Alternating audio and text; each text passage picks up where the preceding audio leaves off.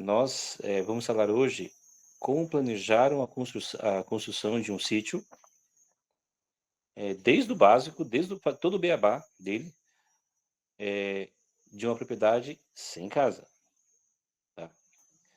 Eh, Antes de tudo, vamos fazer uma oração, tá? Um minutinho só. Bondoso Pai que estás nos céus, te agradecemos porque está nos concedendo mais uma semana com vida e saúde e tem nos guiado até aqui.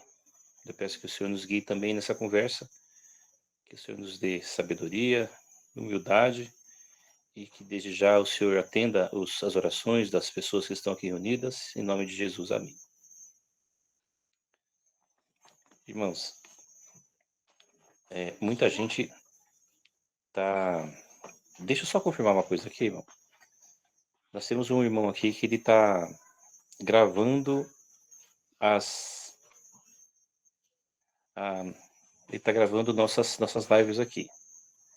Só confirmar se ele está aqui, porque eu tentei gravar onde aqui e até consegui gravar a tela, mas foi algo assim, deu um arquivo muito grande, de uns 3 gigas e pouco. Eu não tenho como publicar isso aí. Então, isso é ideal para quem tem um canal no YouTube, né? Que ele consegue subir lá e as pessoas conseguem assistir. É o irmão Pedro.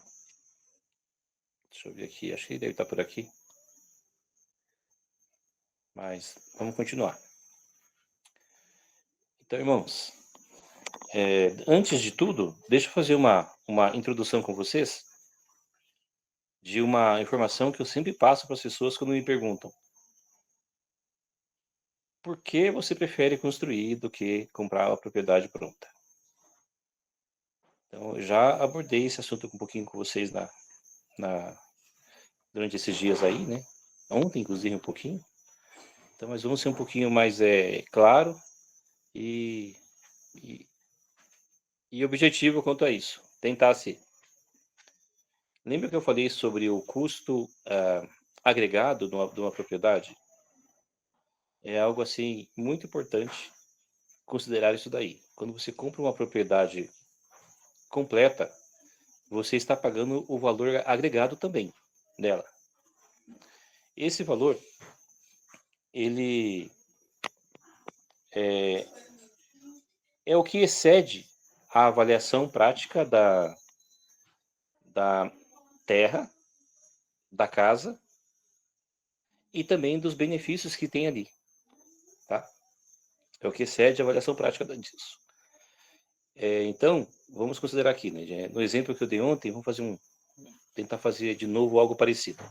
Imaginem a casa, um terreno de 100 mil reais. Que você olha ali e fala, puxa, esse terreno em média é um hectare, uma região bem valorizada, vale uns 100 mil. Ok. Tem uma casa ali, que é uma casa boa, não muito grande, vale mais 100 mil.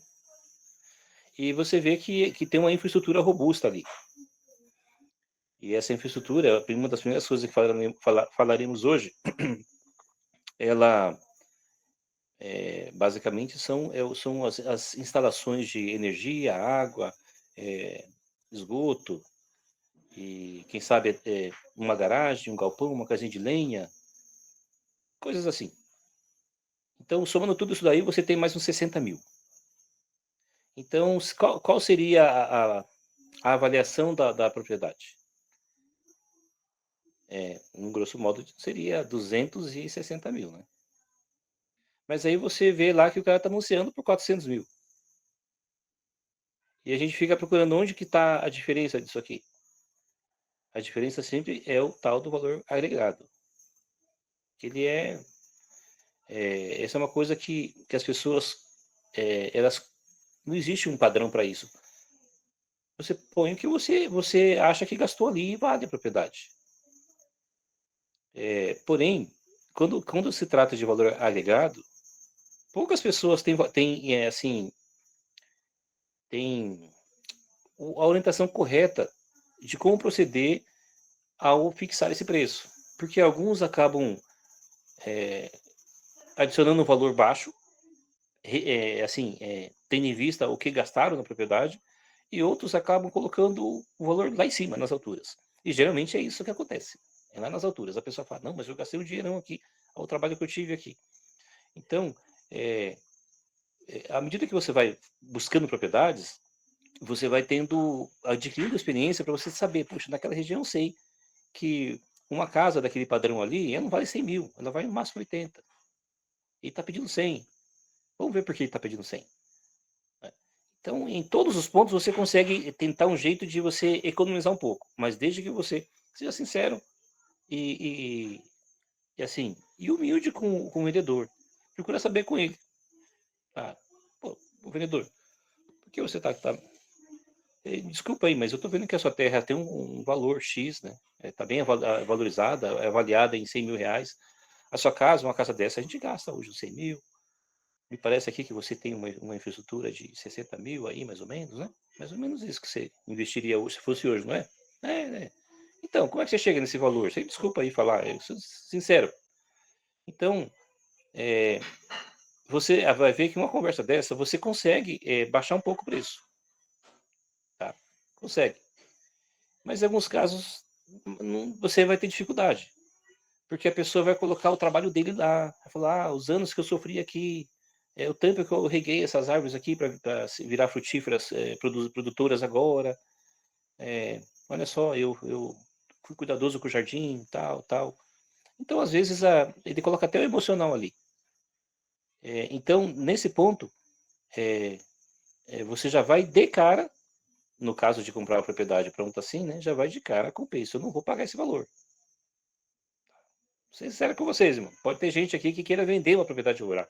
Ainda hoje eu falei com duas pessoas, me ligaram, que queriam vender a propriedade. Pessoas da igreja. Mas é necessário ver isso daí. Aí com você tendo uma conversa assim, dá humildade com a pessoa, e você vai mostrar para a pessoa de modo assim, humilde, suave, que ela está exagerando o preço. E que se ela aceitar uma contraproposta, você está disposto a negociar com ela. A gente encontra muitos casos assim, sabe? Então, na busca para o imóvel rural, o que você mais vai encontrar é imóveis velhos. Não é imóvel que a pessoa montou a casa ali e desistiu. Quando você encontra isso aí, abraça, irmão, abraça. Você encontrou um negócio novo, assim. O que é um imóvel novo? Imóvel que tem ali até 7 anos, 10 no máximo. É considerado novo, sabe? Então, quando é assim, você verifique o preço e tente, na medida do possível, fechar o negócio ali.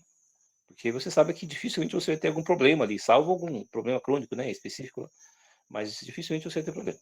Mas não é o caso. A maioria dos imóveis que a gente encontra, eles são imóveis antigos. São imóveis onde as pessoas criaram seus filhos ali. Já. Já exploraram bastante o tempo a terra, e as pessoas ficaram idosas, ou morreu um ou outro, um dos cônjuges, e decidiram sair do campo. Então, geralmente é assim que você encontra. E aí, fica na mente do proprietário que aquele imóvel que ele investiu até tanto tempo atrás, um determinado valor, ele vai fazer a correção para agora e falar, mas hoje ele vale 500 mil. Não vale. Não vale. Então, por isso que a gente tem que ser bem. Tem que ter tato. Tá? Tato para você mostrar para a pessoa, falar, olha, tá vendo o telhado da sua casa? Você me desculpa aí, mas se eu entrar aqui, eu vou ter que trocar esse telhado. Eu vou ter que trocar todo o encanamento aqui, eu vou ter que achar onde está esse vazamento. Então, a dificuldade que você vai ter é grande para você negociar, conseguir convencer o proprietário de que aquele imóvel velho ele está supervalorizado, tendo em vista a qualidade da casa que está nele. Então, se a casa não é boa, não é seminova ou reformada, não vale a pena mesmo, gente. Você vai gastar mais. Não vale a pena mesmo. E como a maior parte dos casos, eu digo por mim, a gente precisou, já falei para vocês, a gente precisou em 5 estados. E fomos filtrando. Fomos em várias cidades de Minas. Tá? E a gente chegou num ponto que não valia a pena. Porque todas as casas com casa, todos os imóveis com casa que a gente encontrava, que eram bons, eles tinham preço elevado. Porque o cara, ele metia a faca ali. Ele queria valorizar todo o gasto que ele teve ali, sabe. Em alguns casos, você olha e não tem o que falar, você fala: "Puxa, tá tudo reforma não tem o que fazer aqui, tá tudo arrumado". O cara gastou, ele cuidou desse imóvel aqui. Tá tudo funcional, tudo cuidadinho aqui, nem a cerca eu vou ter que mexer, nada. Então você fala: "Ah, eu quero 500.000". E às vezes o imóvel vale até uns 450, 480. Eh, Às vezes você tem que pagar 500.000, né. Por quê? Porque ele tem certeza, ele vai dizer para você: "Olha, fica tranquilo, você não precisa o que fazer aqui, você vai dar manutenção, mas agora reforma não precisa não, eu já fiz tudo". Irmãos, isso aí é a tal da mosca branca, né, é difícil encontrar um imóvel assim. Se você encontrar, abraça, abraça mesmo, viu, porque é difícil. Eu não consegui encontrar. Digo, encontramos, porém tá bem acima do que a gente podia pagar. Eu vi de cara que o valor agregado do imóvel estava bem, assim, inflacionado, mas, a pessoa, assim, do jeito que a pessoa era me pareceu sincero, ele tá querendo valorizar bem o gasto e o trabalho que ele teve ali. Aí eu pensei: "Ele vai encontrar alguém que tem dinheiro, eu não tenho esse dinheiro". Então vamos lá, eu vou avançar com vocês aqui do porquê que eu recomendo que vocês, qualquer pessoa, na medida do possível, faça construa o seu sítio. Primeiro você vai construir do seu jeito, tá. E alguns detalhes importantes que a gente vai apontar aqui agora, você vai, ter certeza que vai ter. Por exemplo, né, antigamente, poucas pessoas, se preocupavam realmente em manter em construir a casa considerando os pontos cardeais. Isso é extremamente importante, gente. Muito importante, sabe? Principalmente por causa do sol. E não é só o sol, é também por causa da chuva. A chuva, se vocês olharem na região de vocês, baseado em que região que vocês estão em relação ao oceano, vocês vão ver que ela quase toda a chuva com vento vai vir de um lado só. Às vezes ela vem de outro lado. Então eu digo para vocês, para nós a chuva com vento, ela vem sempre entre o norte e o leste, mais para o norte, sabe? Assim, seria no nordeste, mas é mais para o norte. Não é exatamente no norte, é mais para o norte. Então, quase toda chuva com vento vem dali. Excepcionalmente, às vezes ela vem do sul. E quando vem do sul, nunca é fraco. É terrível, sabe? Nunca é fraco. Desde que nós estamos aqui há quase 5 anos, né? Então, eu posso dizer para vocês que a gente teve aqui umas 4 chuvas, vamos dizer uma média de um por ano, que veio do sul e castigou a casa. Castigou tanto que nós não tínhamos varanda no sul, lá do sul, porque é um lugar, um lado que pouco sol recebe, né? A gente teve que colocar uma varandinha ali. Que nossa casa é de madeira, a casa é miscigenada, né? Vamos dizer, a nossa casa é assim, sala e quartos são madeira. E banheiros, a área de serviço e cozinha é alvenaria. Então, a madeira da casa, da sala, do lado sul, ela foi muito castigada quando vinha essas chuvas muito fortes, né? E no campo, a casa sofre bem mais que na cidade, gente. Nem se compara. Nem se compara, viu? Você está num lugar aberto, o vento ele circula com mais facilidade ali, então ele sofre mais. Ok. Então a recomendação de sempre é o quê? Construir de frente para o leste ou para o norte, tá? Leste ou norte. Então vamos continuar aqui agora, vou pegar, seguindo as anotações que a gente fez aqui. Então imagina a situação, você comprou um terreno e agora você pretende construir nele. Por onde você deve começar?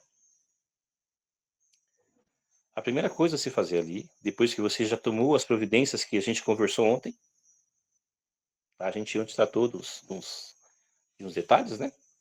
Então a primeira coisa que deve ser feito ali, um minutinho só, tô com um encosto aqui que está me incomodando. É, estão tô com essa almofada aqui. Ok, agora sim. A primeira coisa que você deve ver ali é fazer a planta do seu sítio. Como que é a planta do sítio? Vou começar por isso. Pessoal, eu desativei os microfones, alguém me ensinou aqui a fazer isso, e também o chat. Tá? Ontem, eu lamento, mas algumas pessoas escreveram alguma coisa para mim, eu saí, e depois lembrei que eu não tinha olhado. Podia ter alguma pergunta lá, e eu acabei não olhando. Eu voltei de novo, daí descobri que quando você volta no chat, você não consegue ler mais as mensagens que estão lá. Então nós vamos procurar ser mais objetivos hoje, de modo a ter um espacinho no final para perguntas e respostas. Não, se ficar acabando se alongando um pouquinho aqui, de qualquer forma, estamos programando uma última reunião, depois da última lá, né? Que vai ser exclusivamente para perguntas e respostas. Então vamos continuar aqui. Como funciona a planta de uma propriedade rural?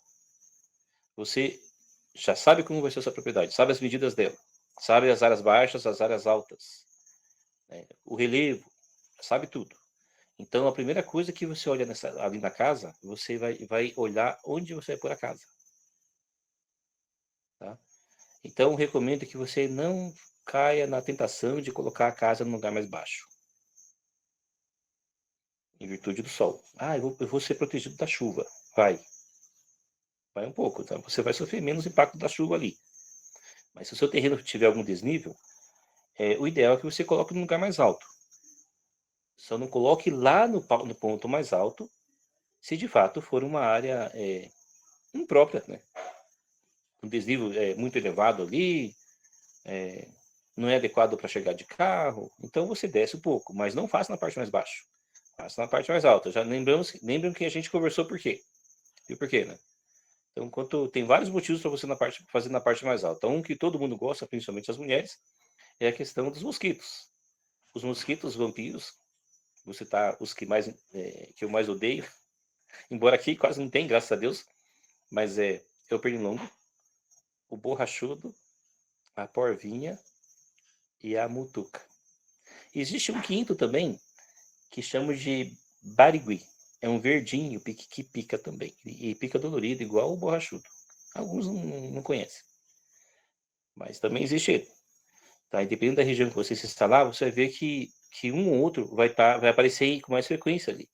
Quanto mais alto você tiver, menos pernilongo vai ter. E outra coisa importante, quanto mais distante da água da sua propriedade, menos pernilongo você vai ter.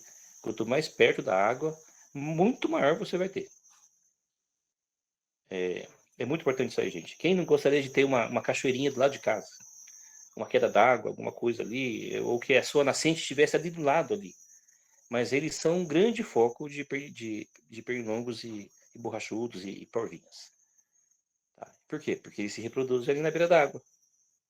Então, para eles é muito fácil vir sair de lá, se reproduzir e vir picar vocês. Né? Mesmo que você coloque tela em toda a sua casa, você ainda terá problema. É só você sair e eles vão atacar você. Então, é uma coisa que para mim é inegociável.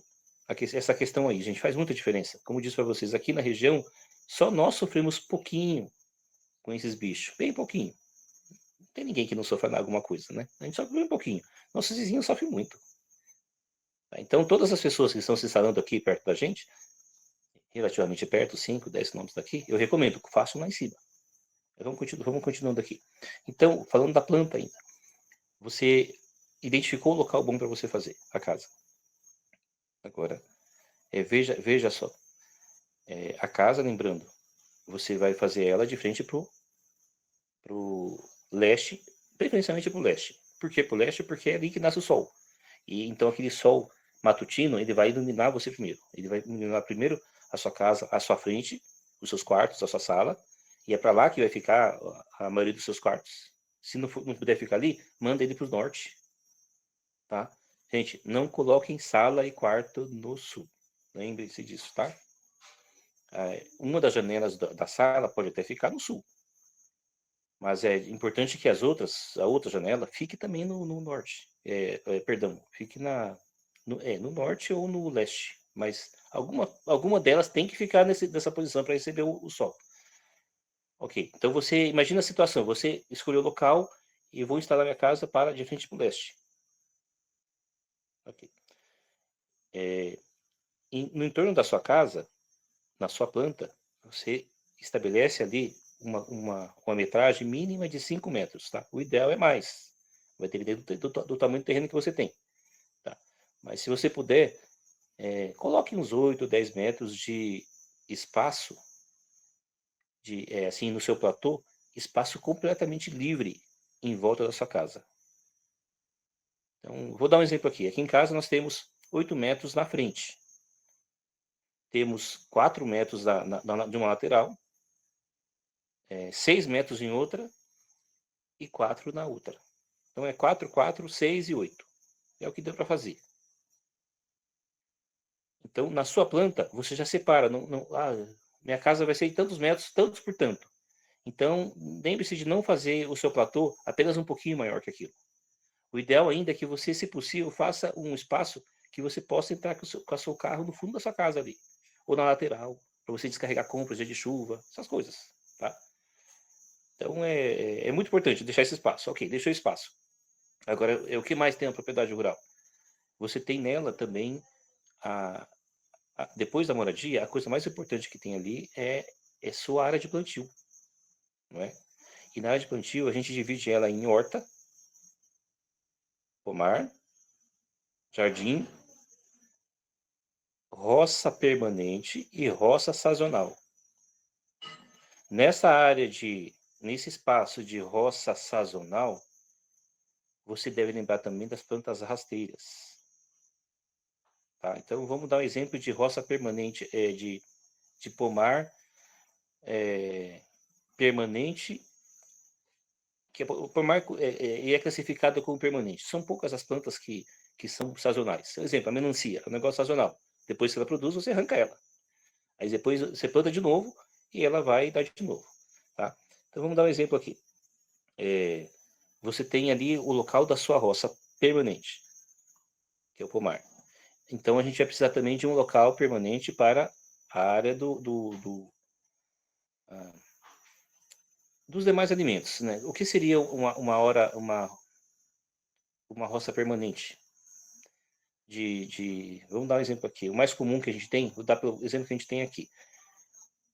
A mandioca, a cana, canavial, para quem gosta de fazer melado, açúcar. A gente tem um canavialzinho aqui. Batata doce, bananal. Bananal, banana é fruta, mas não se enquadra como pomar, tá? Não se enquadra. Porque você planta um grande volume. Então, quando você for planejar o seu sítio, você escolhe uma área onde você vai colocar essas coisas, e geralmente elas estarão nas extremidades do seu terreno. Por quê? Porque você quase não vai circular ali direto. Você vai lá só para dar manutenção. Não é para ficar arrancando. No caso da mandioca, você vai arrancar um pé e já planta outro. Ali mesmo, vai ficar por ali, né? Então é diferente da área sazonal, que é o caso do plantio de arroz, feijão, soja, trigo, que nessa área aí você vai plantar, passa 4 ou 5 meses, entre 3 a 5 meses em média, você tem que arrancar tudo, deixa a terra descansar um pouquinho, planta de novo outra coisa. Então esse é o sazonal, ele fica fazendo um ciclo ali. E nessa área ali você vai ter muito movimento ali, né? Vai ser uma área que você vai precisar adubar com mais frequência e tal. Então essa área aí, ela tem que ficar mais na área central do seu terreno, não nas extremidades. Certo? Então, lembrando que se o seu terreno ele tem, assim, é um pouco limitado a questão do sol nele, se não é totalmente pleno. Às vezes a gente encontra assim, não é todo lugar que você vai encontrar que é pleno. Pleno é o quê? É um terreno que você recebe 12 horas de sol por dia. Se não for pleno, não tem problema, gente, sabe? A gente falou já sobre o horário, né? O ideal é pelo menos 8 horas de sol por dia. Tá? Mas se não puder ser mais que isso, tudo bem. Encontrar uma terra boa, fica ali. Mas, lembre-se de que quando você for instalar a sua roça permanente, a sua área de plantio permanente, vamos considerar aqui a bananal e canavial, eles crescem, né? Então, eles não podem ficar muito próximo ou tomando o sol da sua roça sazonal. Senão, com o tempo eles vão crescer bastante e você vai ver que haverá uma sombra ali. Então, lógico, essa sombra aí, ela vai ficar principalmente no horário que o Sol fazer o trajeto para o norte. Mas, nos demais horários, ele vai iluminar o local. A diferença é que alguns itens que a gente planta exigem muito sol, é o caso da mandioca. Então ciente disso, você não vai plantar o bananal em frente à mandioca ali. porque o bananal é mais alto e a mandioca está aqui. Quer plantar no mesmo lado, um perto do outro, mas você só se afasta aqui na mesma direção. Se afasta o suficiente, porque a sombra que o bananal vai fazer, ele não vai pegar. Quanto mais você afastar, ele não vai pegar tudo. Ele vai dar vai ficar só aqui perto dele, sabe? E aqui vai deixar livre para o seu mandiocal. Para vocês terem uma ideia, por conta da característica do acesso do nosso terreno, nós plantamos o canavial na área norte, que não é aconselhável. Tá? Por quê? Porque ele precisa de sol. Só que ele, quando cresce, ele toma o sol da planta que está do lado dele ali. Ele atrapalha o sol ali. Mas se você plantar o canavial lá e afastar o suficiente a sua roça de mandioca, ou se não até as outras que são sazonais, não vai ter problema nenhum. Tá? Não vai ter problema nenhum. Então é só estudar bem isso aí. Eu digo isso porque é importante isso aí? Porque eu já visitei aqui na região mesmo propriedades em que a pessoa, sem saber, ela acabou plantando um monte de banana lá, principalmente a banana prata, que ela cresce bastante, né, o pé da banana prata, e do lado ela fez uma rocinha de outras coisas do lado ali. Então, ele pode dar, gente, vai dar, mas ele não vai dar com a mesma fartura que daria se recebesse o sol direto ali. É isso. Ok, vamos avançar então. Então, na planta que você vai fazer da propriedade, você considera o local da casa e a horta, onde é que fica? A horta, pode perguntar para quem tem esposa aqui, pergunta para a esposa. Ou eu mesmo pergunto aqui para as mulheres que estão aqui. O ideal da horta é o quê? É que ela fique o mais próximo possível da sua cozinha. Então, a horta é sempre ideal de você ter ela atrás da cozinha. Não lá no meio da roça, no meio lá, tem um lá. Quer plantar alguma coisa? Lá planta algumas abóboras no meio lá do pomar, no meio da roça sazonal e tal. Mas a horta mesmo, que tem as hortaliças, tem tempero e tal, ela fica atrás de casa. Então, saiu atrás de casa, você vai ter aquele espaço que vai dar ali uns, vamos dizer, 4, 5 metros. Que é um espaço para você circular ali. E aí, ali atrás, você coloca a sua horta. Ah, mas ela vai ficar no oeste. Vai. Só que ela vai ficar de um jeito, ela está ficando longe o suficiente para que quando o sol fazer a volta pelo leste, ele vai ficar pegando a sua horta o tempo todo. O tempo todo vai ficar pegando a sua horta. Tá? Então, por isso é importante também, não coloque também a horta muito próximo da sua porta do fundo. Dê um espacinho, para que quando o sol fazer a volta lá, ele consiga pegar ela sempre. Tá? Então, é muito importante isso aí, e prático. Muito prático. Falando da horta, eu lembro que alguém me pediu para falar sobre isso também, lembrar. A área de farmácia natural, o ideal é que ela fique do lado da horta também. Então, no seu projeto, você já coloca ela do ladinho ali. Tá? E algumas pessoas até misturam tudo, porque elas convivem bem. Só que em alguns casos a farmácia natural ocupa muito espaço no canteiro, faz um negócio grande, sabe? Por isso é bom deixar um pouquinho do lado ali, não muito perto do seu alface, da sua rúcula e tal, tá? Porque a área de farmácia natural você quase não vai mexer. Salvo algumas exceções, esta área, essas plantas, elas são, vamos considerar, elas são uma planta um pouco permanente. Então, ciente disso aí, o ideal é o quê? É que no projeto da sua horta, você coloque primeiro, mais perto, mais em direção ao norte, você deixa a área do seu plantio de hortaliças, e mais em direção ao sul, ou seja, um pouco atrás delas, você coloca a sua área de farmácia natural. Espero que tenha conseguido me expressar bem com respeito. Isso é muito importante, gente, tá? Me desculpe que eu não tenho, assim, boa dicção. Eu prefiro escrever, sabe? Eu prefiro escrever. Mas, quando é preciso, a gente fala. Então, lembre-se disso. Ao planejar a sua horta, você vai deixar em primeiro plano, você põe a área de hortaliças, e em segundo plano, você põe a farmácia natural. Próximo ali, o ideal é que você faça também a sua área de compostagem ali perto também. Tá? Isso tudo para otimizar tudo. Tá? O ideal é fazer ali perto. Mas se não tiver espaço, você arrume um outro local E a área de compostagem não precisa de sol, não precisa de muito, mas precisa de sol. Tá? E, então você pode colocar. Nós acabamos deixando a nossa área longe da nossa área da nossa horta, nossa área de compostagem. Tem dado certo.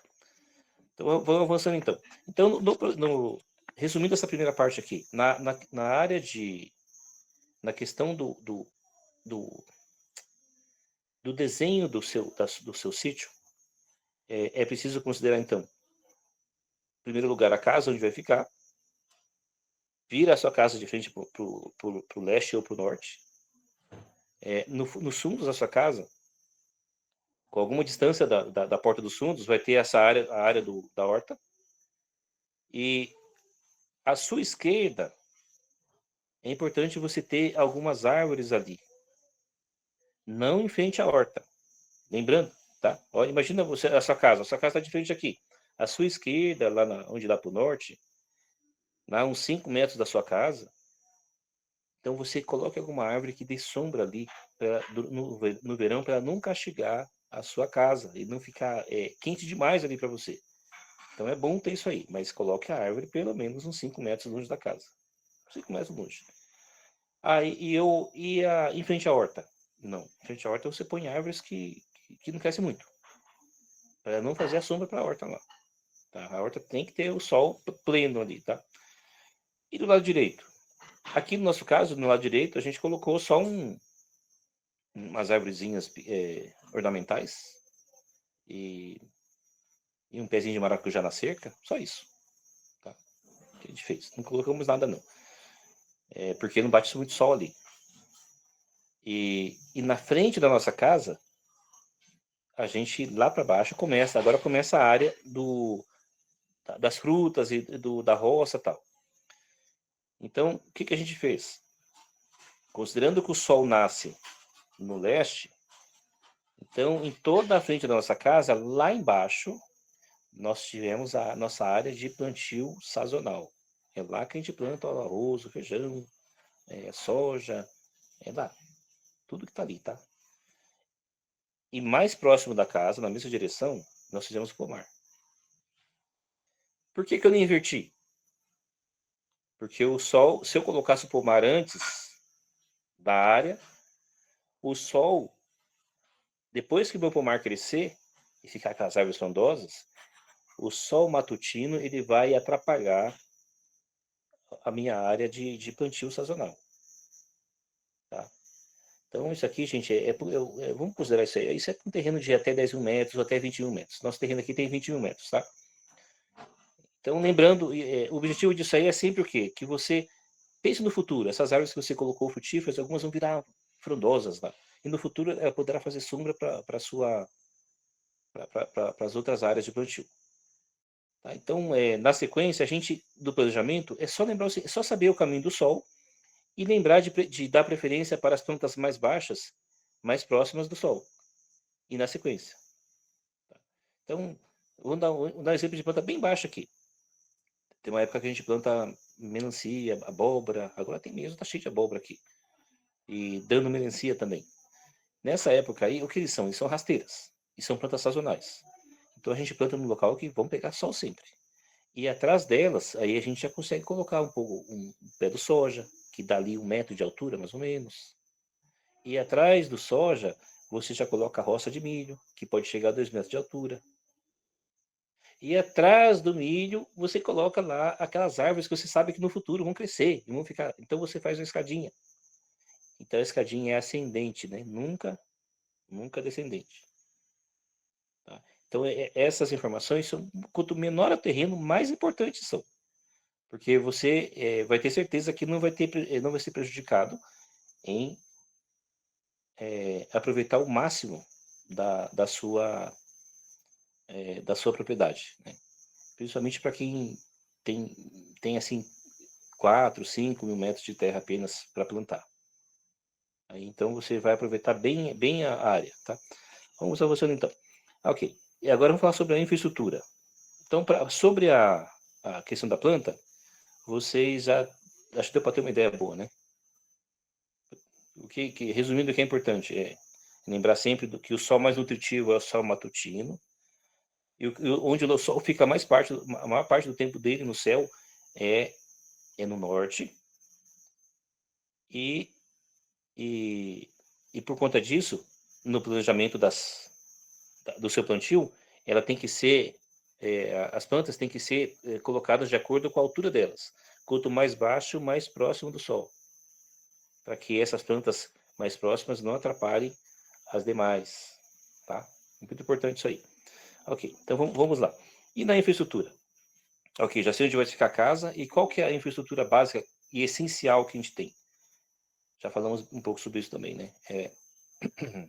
É a água, a energia, o esgoto e o acesso. O acesso.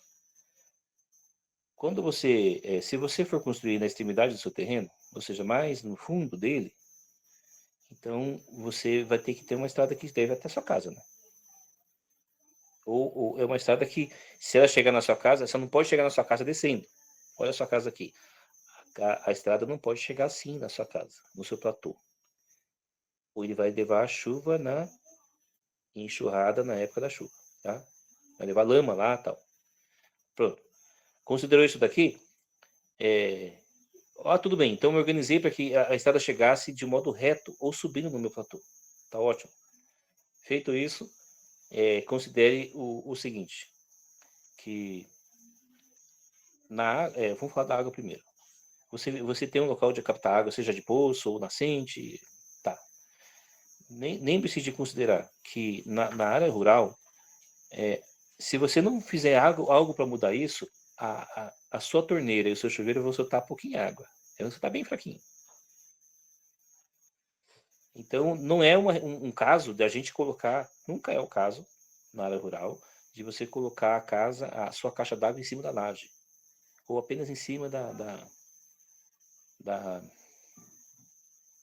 Ou fazer um suportezinho do lado de casa assim, que dá só um pouquinho acima do telhado. Não, você precisa de pressão. E a pressão, a gente não vai considerar. Eu posso colocar um pressurizador ali. Mas ele exige energia, não é? Então já faça o negócio de modo que não precise de energia. A melhor coisa é você fazer um negócio mais alto. Por isso a gente recomenda que você coloque a sua caixa d'água bem acima da casa. Bem aqui em cima. Se não quiser colocar algo muito alto assim, você faz o seguinte, você afasta ela um pouco, afasta mais, a caixa está aqui. Então, o suporte da sua caixa d'água você vai afastando mais. E coloca, aí você sobe ela um pouco aqui. Então, esse desnível aqui, essa distância, esse desnível vai dar pressão. Aqui em casa, todas as nossas torneiras e chuveiros têm muita pressão. Tá? E eu falo para vocês que a maioria das propriedades, não digo todas, mas a maioria das propriedades rurais que eu fui, e já me hospedei lá, é uma lástima tomar banho, tomar banho, viu? Porque cai muita pouca água no chuveiro. Sai o chuveiro, pouquinha água, fraquinho, sabe? Aí a pessoa até fala, só sai pouca água no chuveiro, mas não é que tem pouca água, é porque não tem pressão mesmo. Aí eu sei por que é, porque a caixa dele tá baixinha ali, não dá pressão. Então, você faz uma estruturinha ali. Para quem tá tudo contado, você faz a estrutura comum, que é uma estrutura onde você sobe as colunas em X e sobe lá em cima você põe a caixa d'água. Só que aí dificulta porque quando você precisa limpar a caixa, a gente precisa às vezes limpar a caixa d'água rural, não é que entra coisa, sujeira lá, não. A única coisa que acumula lá sempre vai acumular argila. A argila não faz mal nenhum, gente, sabe? Não faz mal nenhum. Tanto que você pode deixar o máximo que você puder lá, na caixa d'água. Um dia você vai olhar lá e vai falar, puxa, mas como tá escuro de argila aqui? Não tem problema. É do mesmo jeito que está nas profundezas da terra. Não tem problema nenhum. Mas, quando ela chegar perto da saída da água da caixa, você tem que ir lá antes. Quando você percebeu que ela subiu demais e chegou na saída, esgota a caixa e vai limpar lá. Senão ela vai começar a empurrar muita sujeira para sua torneira. Aí poderá entupir, causar algum entupimento e tal. Então, mas vamos dizer para vocês dá para ficar assim tranquilamente uns 2 ou 3 anos sem precisar fazer essa limpeza aí, tá? É só você vedar bem a caixa, não vai entrar nada lá, só vai vir argila que vai vir junto com a água. Pronto, fez a caixa d'água lá no lugar alto, tá tranquilo. Então, um ponto assim sensível da infraestrutura. é esse daí. Ao fazer a sua preparar a base da sua caixa d'água, lembre-se da pressão na água. Não basta você, já sei que eu já consigo mandar água para minha casa. Não basta, tem que vir com pressão. Pronto. A energia. Quando você for puxar energia para o seu terreno, se possível for, você não precisou fazer uma estradinha de acesso até a seu platô? Converse com o pessoal da empresa e peça para eles puxarem, de preferência, o cabo de alta tensão bem rente à sua estrada de acesso. Para quê? Para não atrapalhar seu pomar. Porque existe uma regra, né? Que você não pode construir embaixo ali. Você não pode colocar nada acima de 2 metros embaixo da área de alta tensão. Por conta disso, fala para ele, suba para mim a rede bem rente à minha estrada. Aí, sabe, você não vai ter problema com esse negócio aí. Um dos meus vizinhos, por exemplo, a rede dele passa no meio do terreno. Ele não pode fazer nada lá. Vive limpo ali. E tem medo de deixar crescer alguma coisa lá e perder o controle um dia, né? E aí um dia ele ser obrigado a cortar. Ou de repente até levar uma multa porque deixou lá. Pronto. Sim, a fossa agora.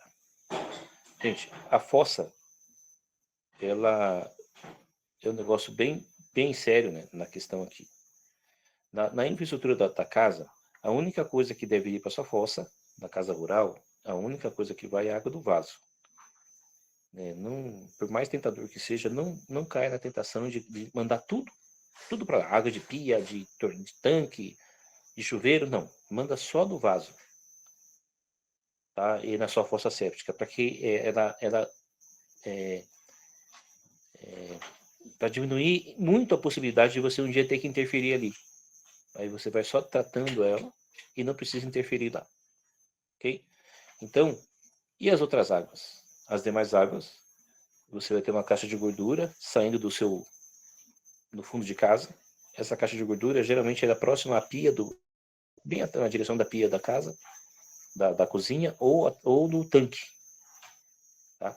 E ali, da caixa de gordura, você já projeta a saída dos canos para sair numa área que você plantou bananas, fez um pomar. Tá? No nosso caso aqui, a gente tem um pequeno bananal que fica próximo de casa. E dos pés de banana que a gente tem, os que mais produzem são esses aí. Por quê? Porque toda a água de chuveiro, da pia, do tanque, da máquina de lavar, tudo vai para lá. Tudo vai para lá. E ela vai ter o sumidouro lá, ela se perde ali.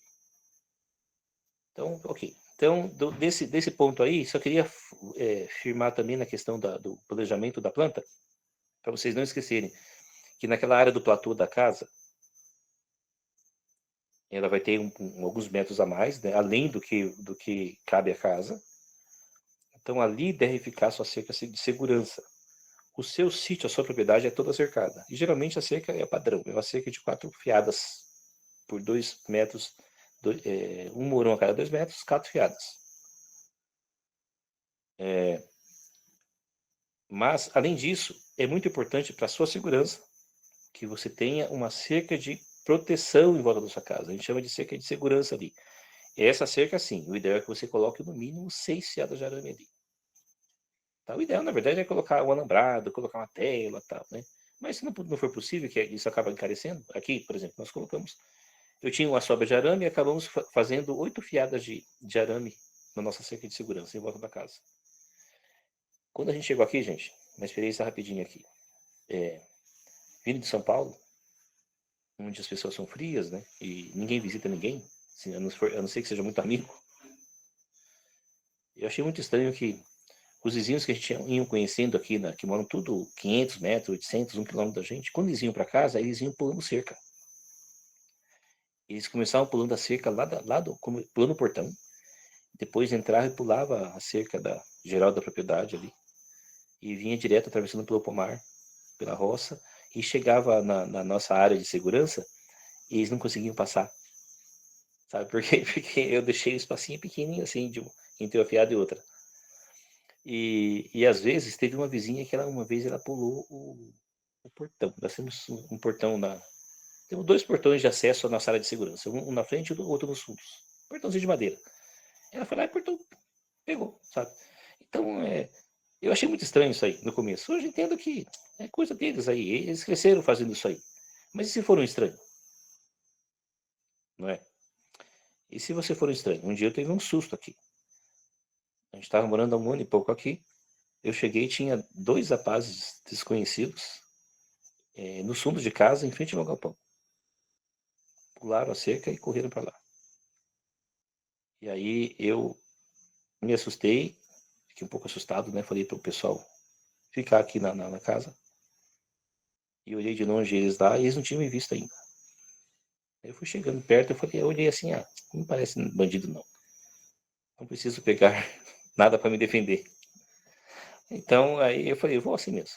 Aí fui lá falar para eles: "Ô rapaziada, o que que foi?". Ele falou assim: "Ô, a gente tá se escondendo do sol aqui.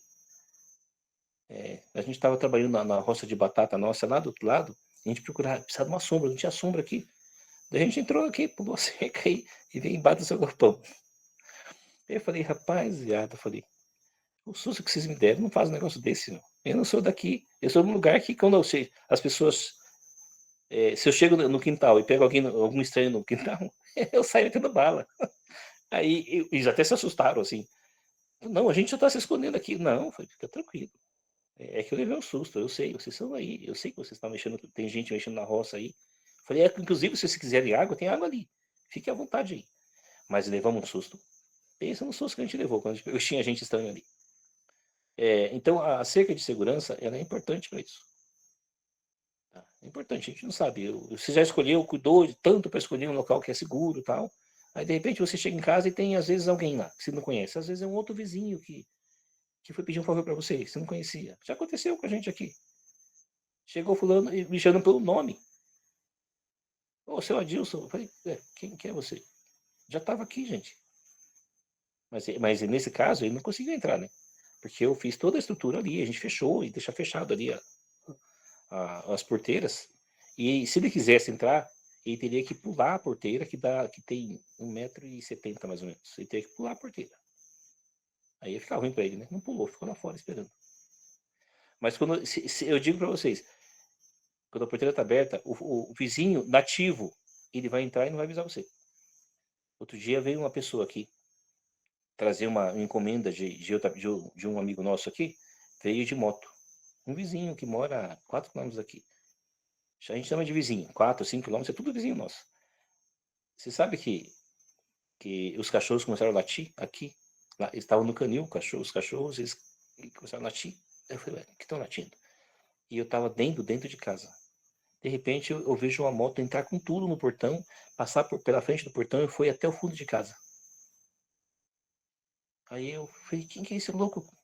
Quem entrou aqui, né?". Aí é a pessoa que veio trazer sei lá, nem lembro o que que era, que vieram trazer para minha esposa aqui, que alguém pediu para trazer, uma pessoa da igreja, né, que tá morando aí perto, pediu para trazer alguma coisa aqui, a pessoa veio e entrou ali.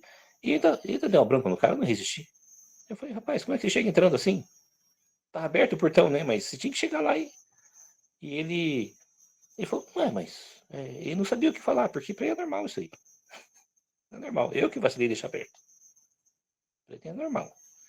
E aí eu falei pra ele: "Você tem sorte que os cachorros estão presos, senão iam pegar você aí, cara". Não pega nada, só mentira. Os cachorros, eles só pegam quando quer. Geralmente eles pegam o estranho lá e eles chegam abanando o rabo.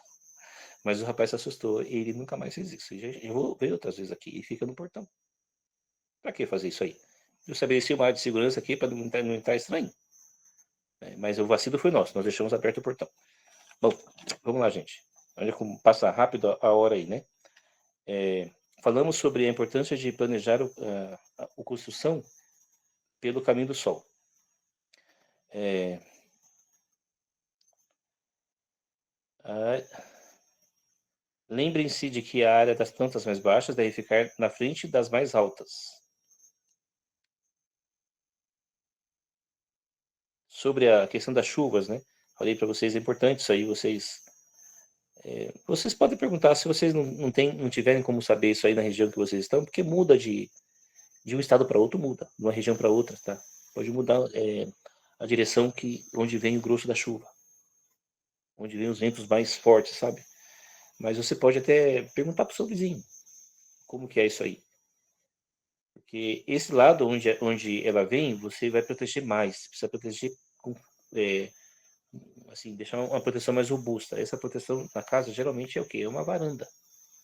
Tá? A varanda na casa rural, ela é uma necessidade. E se for casa de madeira, é mais que uma necessidade. Lembre-se, é muito importante isso aí, porque na casa de madeira, o sol castiga ela, e o excesso de chuva também. Então, para você não ter que ficar dando manutenção com frequência, passando verniz, que é caro e dá trabalho. Então, se possível, na área onde o sol mais bate, você põe uma varandinha ali, só para proteger, tá? E sobre a varanda, queria comentar outro detalhe com vocês. Quando você for programar a varanda da sua casa, existem dois tipos de varanda, né? Você tem a varanda que ela acompanha o telhado e aquela que vem debaixo do telhado. Você tem o telhado aqui e ela vem embaixo, sobreposto assim, né? Um sobreposto ao outro. Se possível, dê preferência para a varanda que acompanhe o caminho do telhado. Porque você vai, no fim das contas, você vai economizar ali uns 20 centímetros ou 30, que pode fazer a diferença, dependendo da posição que você está em relação ao sol, pode fazer a diferença para ver se o sol matutino ele vai entrar na sua casa. Aqui, o rapaz a construtora que fez a nossa casa, ele queria de todo jeito, porque é o padrão dele, queria fazer isso aí. Então fica mais bonito, é assim que as pessoas fazem hoje. Veja, por aí é tudo assim. Não, mas eu não quero assim. Eu já olhei o sol aqui e vi como ele vai. Se você fizer essa varanda mais baixa, eu vou perder. Faça acompanhando. Aí ele falou, você tem razão. Tá bom, vou fazer acompanhando. Fez acompanhando o telhado da casa na varanda. Então o sol ele bate lá e já entra aqui e ilumina todos os nossos, tá vendo os livros aqui? A gente tem quase 2.000 livros aqui, em volta aqui. E aí ele vai, ilumina tudo isso aqui e toda a sala. E os quartos também, que são de frente. Nós temos os quartos que ficam, 2 quartos que ficam na frente de frente pro leste, eles recebem sol direto ali, assim que nasce, e depois que o sol faz a volta, ele pega o terceiro quarto, e ilumina ele. Então todos os quartos recebem sol. Projete a sua casa de modo que todos os quartos recebam sol. Isso aí está nos testemunhos, gente. Tá? Está nos testemunhos. Não projete a sua casa de modo que fique quarto no sul. Alguma coisa vai ficar no sul, mas que seja alguma coisa que não precisa, uma área que não precisa muito de sol, tá? No nosso caso, a gente colocou uma despensa ali, no lado da cozinha. Ok, vamos avançar aqui.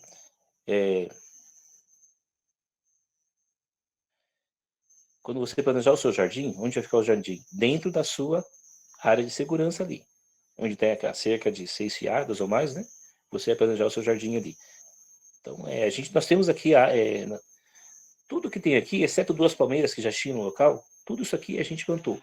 E hoje, com 4 anos e pouco aqui, quase 5, nós temos árvores que tem a maior tem uns 6 metros, mais ou menos.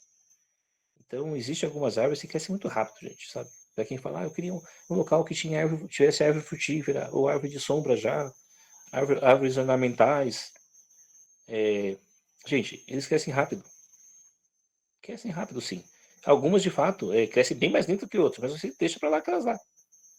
Programa para você, pesquise na internet, você vai ver que tem algumas árvores que crescem rápido.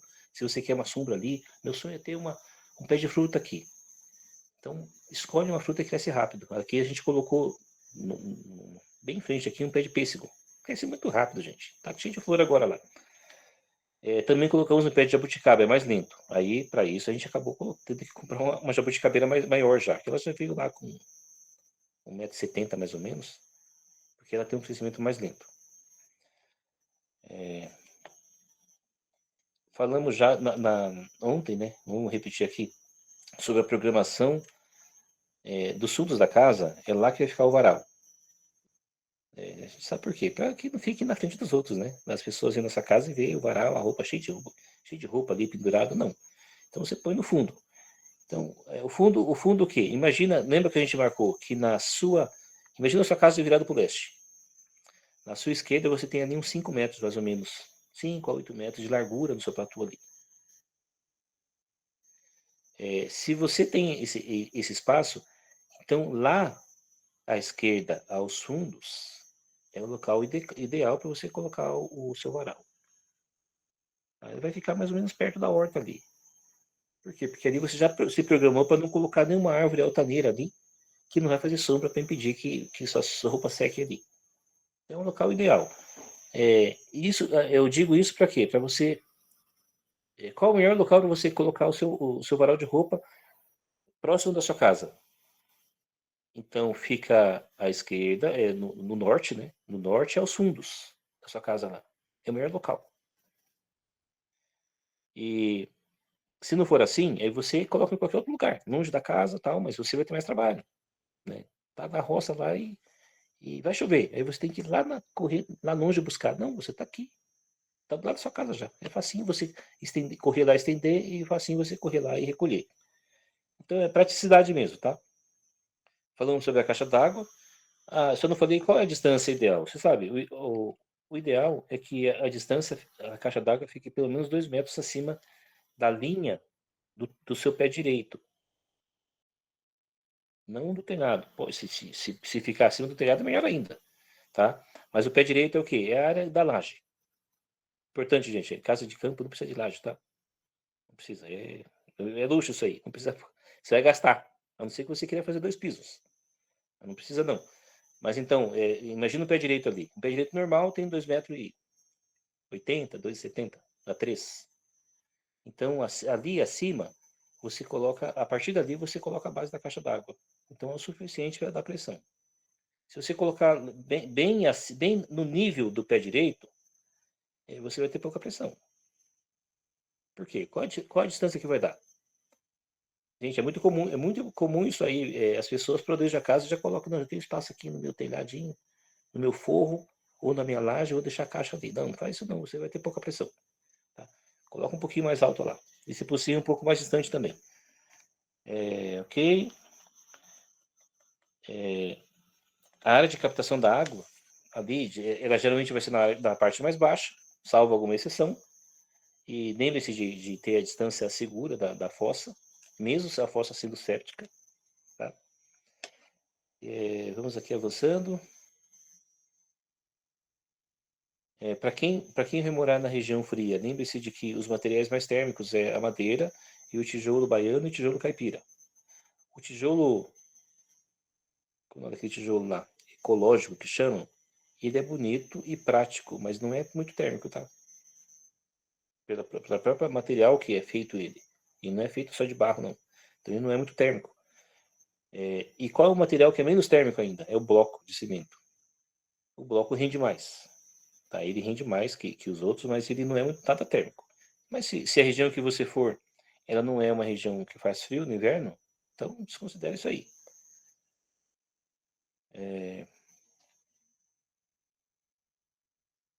Se você deseja utilizar o sótão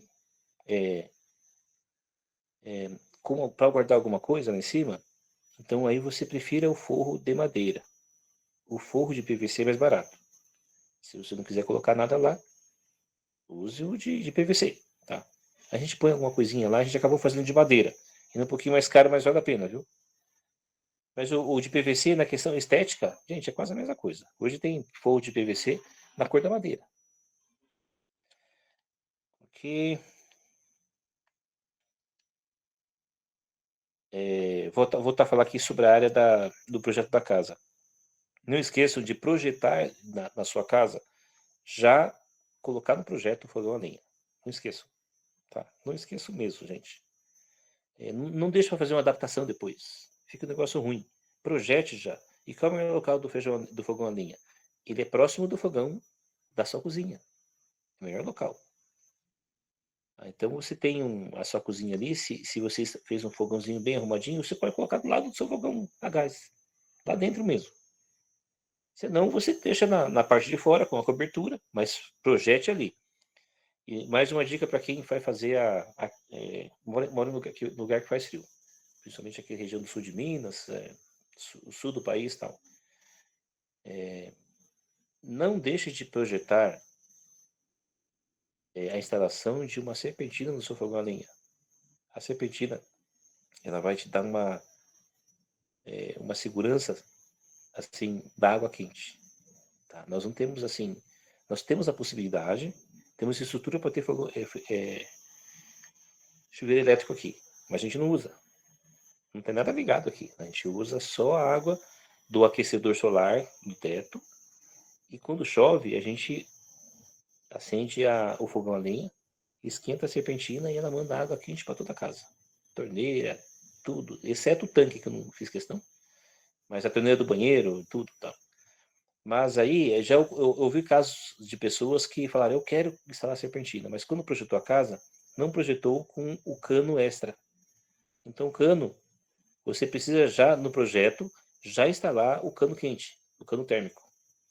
Se você não instalar, você tem que quebrar tudo depois. Pensa no prejuízo, gente. Quebrar todo o seu banheiro que está lá com cerâmica, o azulejo, a sua cozinha também. Então, se um dia você pretende colocar serpentina na sua casa, já anota ali. Mesmo que eu não vou colocar agora, mas deixa preparado já. Deixa os dois canos com os dois misturadores, deixa tudo preparado, tá? Tudo preparado. E eu recomendo muito que se coloque a serpentina. Vai morar na região de serra, coloca a serpentina, gente. Faz muita diferença. Aguinha quente, sem gasto nenhum. Ok, vamos avançar aqui.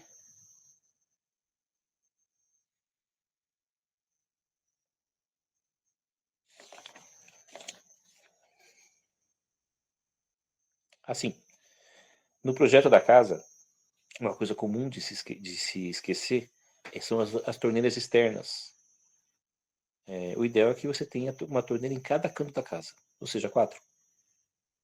O ideal é isso, né? Se não puder, gente, coloque pelo menos 2. Pelo menos uma na frente e uma atrás. Faz muita diferença isso aí, gente. Faz muita diferença, porque a gente suja muita coisa no campo. Precisa limpar muita coisa, porque tudo é exposto a barro o tempo todo, a sujeira, sabe?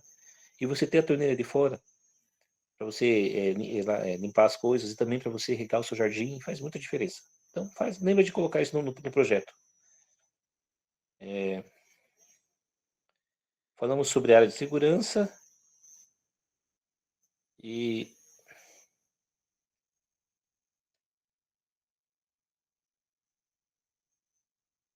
ok, eu vou entrar um pouquinho no assunto da autossuficiência aí, da autossuficiência no campo e autossustentabilidade, que vai ser assunto para outra vez, tá? Vou entrar um pouquinho só. Falando sobre quando você cavar o seu poço ou você for estruturar a sua água, tem uma nascente lá e você coloca uma caixa d'água, lá você vai pôr uma caixa grande, o ideal é que seja uma caixa de uns... O ideal é uns 5 litros, gente, tá? Se for nascente, como é que eu vou fazer? Mas não é por gravidade. Lá você vai instalar uma caixa de uns 5 litros lá embaixo, um pouquinho abaixo da nascente, e lá dentro você instala a bomba. Então, e se for poço, normal. Aí é outra coisa. Mas o que eu queria recomendar para vocês de novo a questão de quanto maior a bitola do poço, melhor para você ter a opção de bomba solar ali. Se for um único poço, não tem como ter. Você tem que priorizar a bomba elétrica, né? Então, é, se você puder, tenha o poço caipira, onde você vai instalar a sua bomba. Você vai ter espaço para colocar solar e elétrica lá. Em quase todo ano você vai utilizar a elétrica, a solar, não vai gastar nada. Então eu lembro que aqui, que o item que mais gasta energia numa propriedade rural é a bomba d'água. Tá? Consome muita energia. E aí isso encarece a conta. Os meses que nós estamos na época de usar agora. Nessa época a gente gasta nossa energia, a conta de energia sobe bem. E quando começa a acabar as chuvas, eu dou graças a Deus, viu? Porque a gente já começa a usar só a bomba solar. Puxa, é caro. É, você vai encarecer um pouco, mas é um pouco caro, só que em pouco tempo você recupera o investimento da bomba solar. Em pouco tempo você recupera.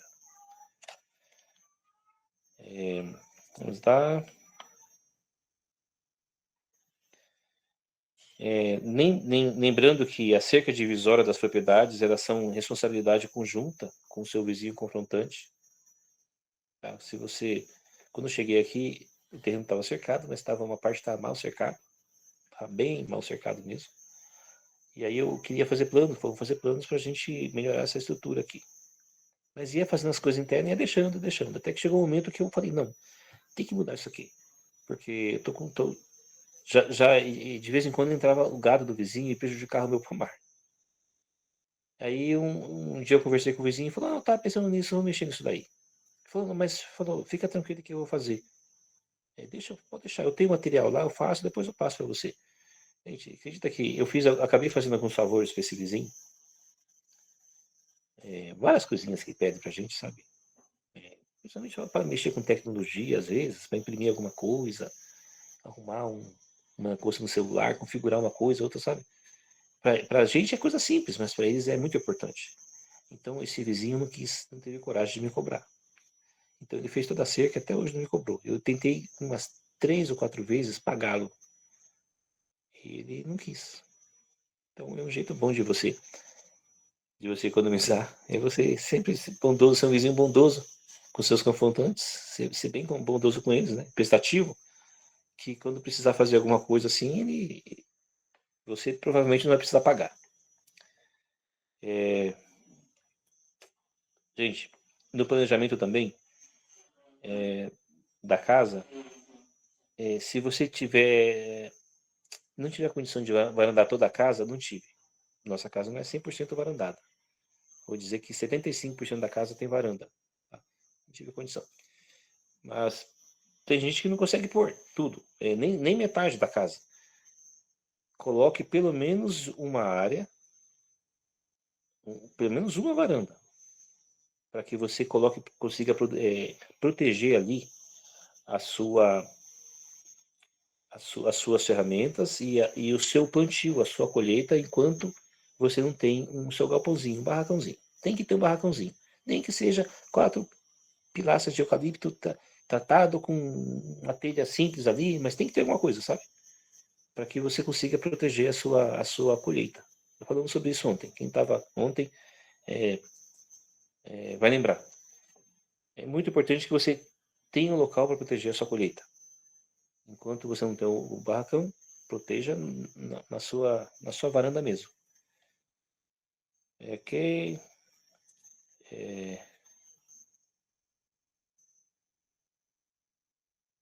Bom, essas coisas aqui, a questão de telas é muito importante, mas isso eu acho que ninguém vai esquecer disso aí, né? E não é difícil fazer. Você programa a sua casa rural sem opção de não ter telas. Tem que ter telas. Não é só por causa dos mosquitos vampiros, né? É por causa de aranhas também. Gente, aranha é um negócio extremamente comum em qualquer propriedade rural. Extremamente comum. A gente costuma deixar, quando mora em casa térreo, em locais da cidade, como está tudo cercado, você costuma deixar a porta aberta. Aqui não existe isso. A porta da sala e da cozinha, ou seja, os dois caminhos de acesso à sua casa, tem que estar sempre fechado, gente. Olha, é impressionante como elas são astutas. Elas entram muito fácil. Muito fácil. Tá? Elas saem muito fácil mesmo. E aqui vai uma dica também para vocês, para dificultar o caminho da aranha. Quando você fizer a sua casa, você não deixe de planejar uma calçada. Uma calçada de 1 metro em torno de toda a casa. 1 metro. Depois da calçada, você vai ter a sua área ali, que vai ser grama, ou areia, ou pedrisco e tal. Tá? Mas não deixa o mato comum. A própria grama já traz a aranha. Aí tem que deixar ela paradinha. A gente começou a deixar no início na terra mesmo. Tudo limpinho ali, uma terra bem batida e a calçada. Mas da primeira chuva eu desisti. A lama que a gente tinha lá e acabava levando para dentro aqui, tinha que limpar bem o sapato e tudo, desisti. Aí começamos a plantar grama. E eu vejo para vocês, digo para vocês, essa calçada que tem entre a nossa varanda e a grama faz muita diferença. Faz muita diferença para você evitar o acesso de cobras e aranha. Por quê? Porque aumenta o espaço que esses bichos, que são muito discretos, aumenta o espaço que ele vai ficar exposto para chegar na sua casa. Vai ficar exposto. Eu já vi casos, gente, de pessoas que não discutem de nada, não discutem de nada. A pessoa, ela entrou em casa e tinha uma cobra dentro de casa, uma cobra venenosa. Então é muito importante isso aí. Porta da propriedade rural nunca fica aberta. Por isso, para dar uma ventilação boa na casa tal e entrar claridade, a gente recomenda que se você puder, estar numa porta dessa balcão que é vidro, sabe? Essas que abrem do lado. Então ela entra a luminosidade ali, aumenta a luminosidade. Tá quase acabando aqui, gente. Falamos das telas mosquiteiras e tal. E vamos já quase encerrando aqui.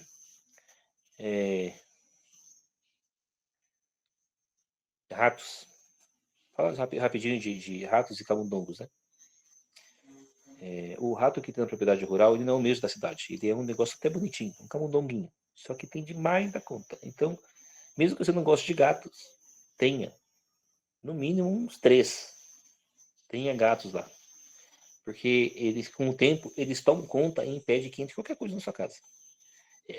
Vocês vão ver com a vizinhança de vocês. É muito comum que as pessoas dizem que tem um rato em casa. Aqui não tem rato, não. Nós temos 5 gatos, eram 6. Temos 5 gatos aqui. E os gatos protegem tudo, não deixam entrar nada aqui. Vamos dar.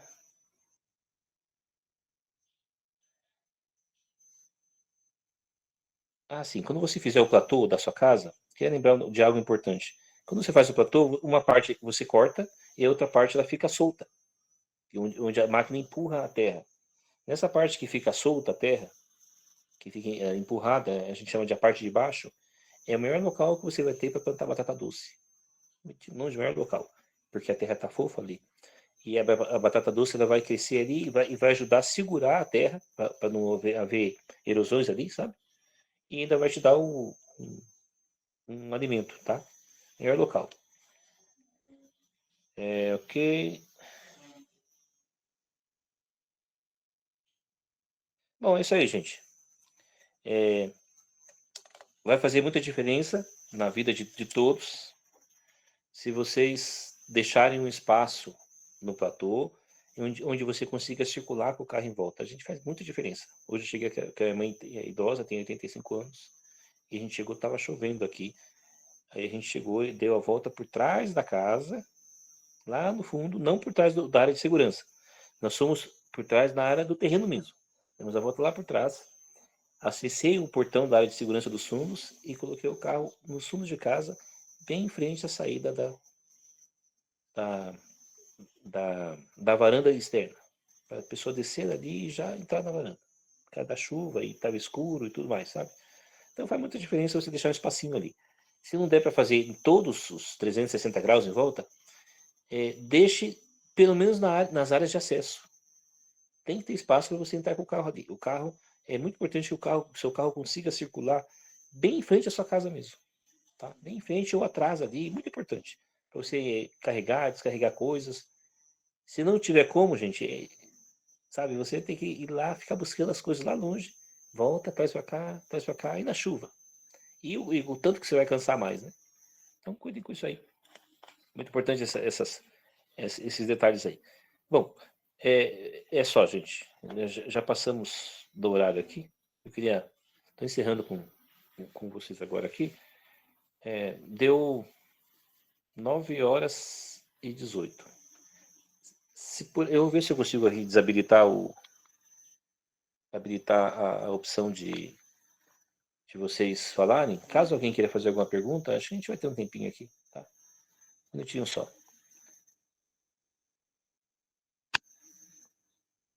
Vamos aqui. Motores de organizador.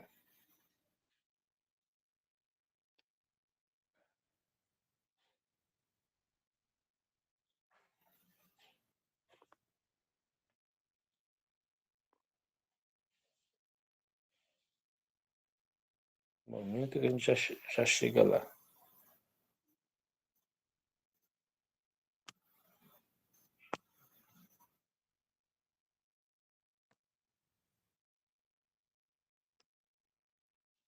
Ok.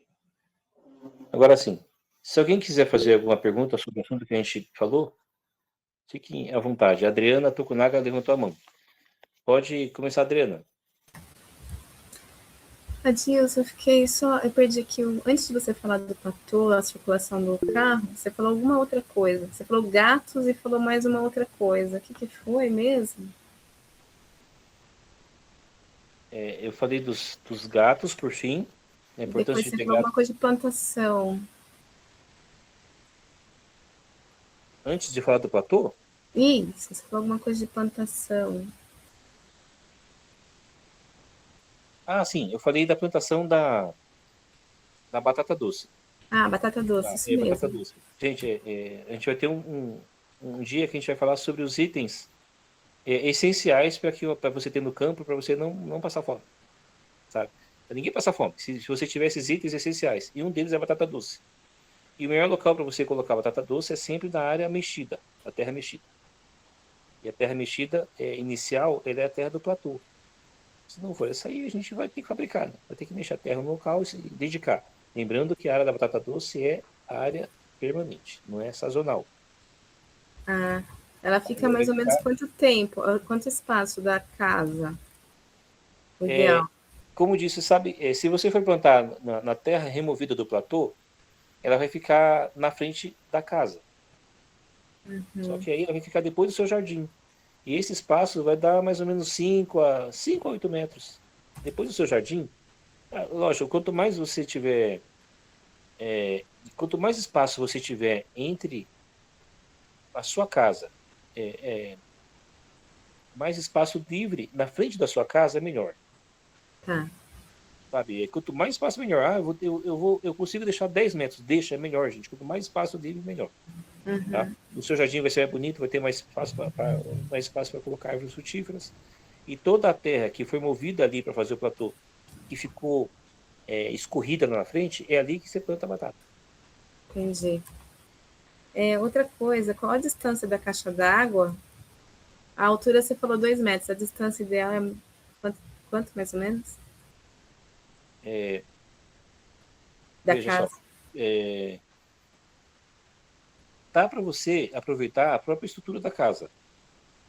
Se você já fazer um anexo dela no cantinho, nos fundos, bem rente ao banheiro, preferencialmente ao banheiro, né, para que você tenha mais pressão no chuveiro, dá para você colocar. Mas se você colocar próximo da casa, quanto mais próximo, mais alto. Tá, Quanto aham, mais próximo da casa, mais alto vai ficar a caixa d'água. E se tá, você colocar mais longe, ó, aqui nós fizemos uma casinha da caixa d'água, ela fica, gente, fica uns 12 metros da casa. Não precisa disso aí, sabe? Porque eu fiz aquilo lá pelo seguinte, que eu projetei um quartinho, coloquei 4 colunas, né? E em cima uma laje e a caixa d'água ficou lá em cima. Aí a gente olhou e falou, puxa, eu vou fazer uma escada aqui, já vou fechar as paredes e fazer uma casinha de um quartinho aqui para guardar ferramenta, guardar alguns móveis lá, tal. Então a gente fez isso. Então no nosso caso, ela não está tão alta, porém ela tem uma distância grande da casa. Então ela desce assim, sabe? entendi. Uma distância grande, desce na diagonal assim para baixo. Mas se você quiser economizar, e de fato é bom fazer isso, dá para fazer também rente à casa. Mas aí vai ser mais alto, Entendi. tá? E Porque não vai por ter muita último, distância lateral, vai ser mais alto. ah, e por último que eu pedi aqui foi do material térmico. Você falou madeira, tijolo caipira. Tijolo caipira é aquele É o tijolinho pequenininho, sabe? tijolinho E o mesmo. tijolo baiano. Só que construir com tijolo caipira é bonito, mas é caro, porque ele não É, rende. é, E não rende. Então, o que a gente recomenda aqui no sul de Minas é que se construa, não quer fazer madeira, construa com tijolo baiano, que é mais barato, e ele rende mais, e ele é térmico. e é Quanto mais térmico. é térmico, tijolo baiano, tá? Todos Mas, os tipos de tijolo baiano. mas ele não é tão térmico como o tijolinho, né? Ou é Não, o tijolinho é equivalente? um pouco mais. Um pouco mais. É, o tijolinho é um pouco mais. Gente, eu vi que tem gente escrevendo ali, o ideal é que vocês falem, tá? Porque senão eu vou ter que entrar aqui para ler a mensagem de vocês, né? Se possível, eu peço que vocês chamem no microfone para falar. Tá bom, então. Lá no sul, na sequência, a Suelândia vai falar, só um minutinho só. Lá no sul, vocês vão ver que quase todas as casas no interior do sul, elas são de madeira. Porque ela tem muita oferta de madeira, muita oferta, tem muito pinos lá, né? Sim. E a madeira é o alimento mais térmico que tem para o inverno, de longe. Ultrapassa qualquer tipo de jogo. Você vai comentar sobre essa parte de madeira em uma próxima reunião? Porque eu sempre tenho a impressão do custo alto, né? Da manutenção, da preservação de uma casa de madeira. Você vai falar sobre isso mais para frente? Eu vou falar. Tá bom. Vou falar um pouco sobre isso, mas Ai, tá tocando, tá tocando. Gente, eu vou pegar o power bank lá porque tá caindo meu sinal aqui, minha bateria. A gente vai falar, eu acho que vai ser mais numa sessão de perguntas e respostas, tá? Tá bom. Tem umas dicas para quem quer construir madeira, a gente pode indicar algumas empresas que são de confiança, que elas constroem mesmo, sabe? E tem que precisar muito, a gente tem muito picareta nesse mercado para construir de madeira. Muito picareta. E quando a gente estava para construir, a gente gastou um dinheiro bom aí, porque a gente acabou indo em alguns estados atrás de, de conhecer as empresas, né? Mas hoje eu tenho uma lista de empresas que posso recomendar para vocês, que são de confiança. Legal. Tá bom. Obrigada, Gilson. Deixa eu passar Nada, aí para os outros aí falarem. ok. A irmã Obrigada. Suelândia, acho que é a próxima, né? Pode falar, irmã. Boa noite. Boa noite. Irmão, eu queria saber sobre a questão da energia. O senhor falou em outros encontros que a energia elétrica, se estiver dependendo da distância, fica caro na instalação. Tem Sim, como a gente instalar diretamente a energia solar? tem. Eu acho que a gente precisa. E ficar só com a solar? Eu queria saber isso, se tem como ficar só com a solar. Tem, mas tem um porém aqui. Olha só. Hum. O plano de energia solar mais utilizado no mercado é o que a gente chama de on-grid. O plano on-grid, ele liga a sua energia solar na sua energia. Deixa eu ligar esse negócio aqui para carregar isso aqui. Liga a energia solar no seu plano de energia convencional. Mas, lógico, para ligar lá você precisa ter um plano convencional. Se você quiser um plano que não. Que você fique completamente livre, então você vai precisar ter um plano chamado off-grid. Esses planos, eles acabam sendo mais caros porque eles exigem uma bateria de alta duração, alta capacidade. Existem dois tipos de planos de off-grid, tá? Existe o plano, as baterias comuns, que são aquelas de caminhão grande, que elas exigem manutenção, assim não tem uma vida útil muito longa. E existe aquelas baterias de lítio que são bem mais caras. É a bateria que encarece o projeto, irmão, porque hoje em dia a placa solar está barato. É a bateria. Mas deixa eu te dizer uma coisa importante aqui. Aqui nós temos a energia comum. A gente usa energia solar só para aquecer a água, no aquecedor solar, e para a bomba d'água. Mas a gente pretende ter um kitzinho de energia solar off-grid para o futuro. Para quando a gente não puder, já preparar para quando a gente não puder comprar e vender. Esse kitzinho é importante para nós, é que ele alimente uma tomada para a geladeira e as lâmpadas da casa, e lâmpadas dos cômodos, só isso. Então aí acaba não saindo muito caro, porque você vai usar só uma bateria de alta capacidade. Mas se você for utilizar um kit off-grid para toda a casa, e só isso, e não ter energia convencional, o que vai encarecer o seu projeto vai ser as baterias, irmão. Isso encarece. Infelizmente, isso é caro no Brasil ainda. Aí teria que usar várias baterias no caso, né? Não, depende. Sabe, duas baterias de alta capacidade. Eu tenho um rapaz, uma vez, um dos colegas aqui nosso que trabalha com isso, e falou, acho que duas baterias boas de alta capacidade, elas dão conta do recado da casa toda. Dão conta. Porém, essas baterias têm custo elevadíssimo, né? Elas chegam a custar entre 8 a 15 mil reais. Infelizmente, o Brasil é assim ainda, gente. Você vai sair fora daqui, num país de primeiro mundo, é tão barato essas coisas. Mas aqui, estão querendo taxar o sol aqui até. Pois é. E aí, irmão, e aí elas duram muito tempo? Como Dura que é muito tempo. essas baterias? As baterias de alta capacidade, né, duração, elas duram muito tempo. Muito tempo. Então, para quem quer fazer um planejamento, eu falo, não, eu vou ter a minha energia, mas eu quero ter um kit off-grid. Se programa para instalar, quando você vê as coisas ficarem ruins mesmo, Aí você instala. Se elas durarem 10 anos, depois se as coisas arruinarem mesmo, a gente sabe que o nosso resgate desse mundo vai ser muito rápido. Ele não vai durar uns 10 anos, não. Tá? Vai ser rápido. Por outro lado, ele Amém. pode durar uns 3 anos. Né? Não sabemos. Eu vi alguém dizer aqui que construiu a casa com tijolo econômico. Essa pessoa, por favor, se puder, escreva depois, porque tenho pessoas interessadas com isso aí, tá? A construção com tijolo ecológico, ela é econômica, é limpa, tá? Então, eu sei que tem pessoas que moram em regiões que não faz frio, e eu queria recomendar essa construção. Se você puder, irmã, me mandar alguma mensagem sobre isso, tal, pode escrever aqui, depois eu vou ler, que a gente quer falar sobre isso, tá? Mais alguma coisa, irmã? Ô, irmão, é só então para entender, porque a noção que eu tenho é que as placas para energia solar tem que ficar no alto da casa. Então, nesse caso, se for fazer, elas não ficariam no alto, porque aí precisaria da energia para construir, né? Para construir, teria como já fazer a energia solar primeiro? Por Irmã, exemplo, para uma construir, instalação? você pode usar, não precisa dessa bateria de alta duração, longa duração, não. Para construir, você pode usar uma bateria dessas comuns mesmo, sabe? De caminhão mesmo. Vai lá. Que a gente chama de Ah, é? caminhão, que é as Então grandonas, tem tá? como construir usando assim bateria, ao invés de, Sim, tipo, antes de tem, ter a porque energia na elétrica construção convencional? você vai usar o quê? O que você vai usar mais na construção que vai comer mais energia é a betoneira. E eventualmente uma parafusadeira, alguma coisa, sabe? Então, dá para você utilizar um kit off-grid para isso. Dá para utilizar. Mas veja, em alguns casos vale a pena um gerador, irmão. Compare, tá? Vale a pena um gerador. E você também pode fazer a, a captação da energia no solo. Basta que não tenha nada na frente das placas. Pode fazer no solo mesmo. Tem uma área limpa do seu terreno, coloca lá, não precisa colocar isso na casa, não. Ah, Até entendi.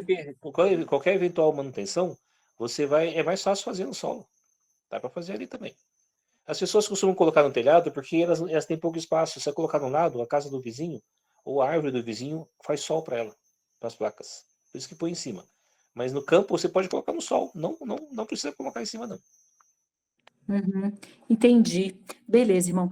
Irmão, só outra coisa. O senhor falou aqui, e estava um barulho aqui perto, que teve jogo aqui, o povo gritando.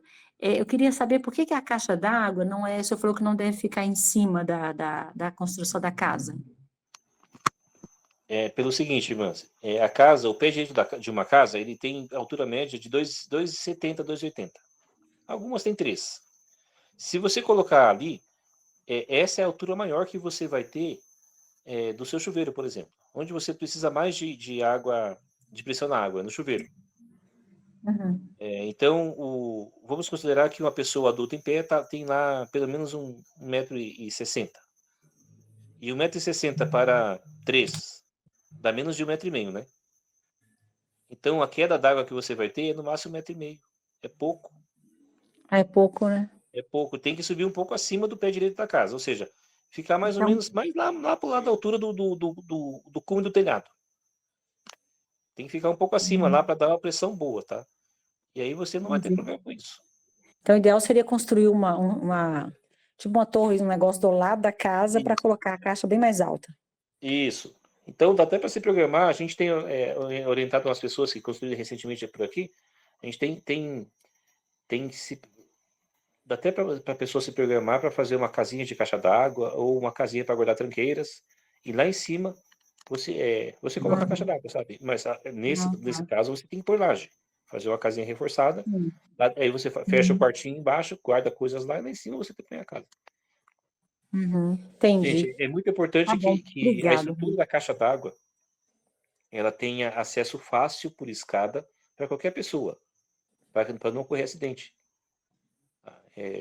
É muito importante para que qualquer pessoa que precise, ela verificar o tamanho da caixa d'água, e se der um problema na bomba d'água, tem que subir lá. A gente sobe direto aqui para ver o nível que está a caixa d'água, para ver se a gente vai ligar a bomba ou não. Porque não deixa no automático.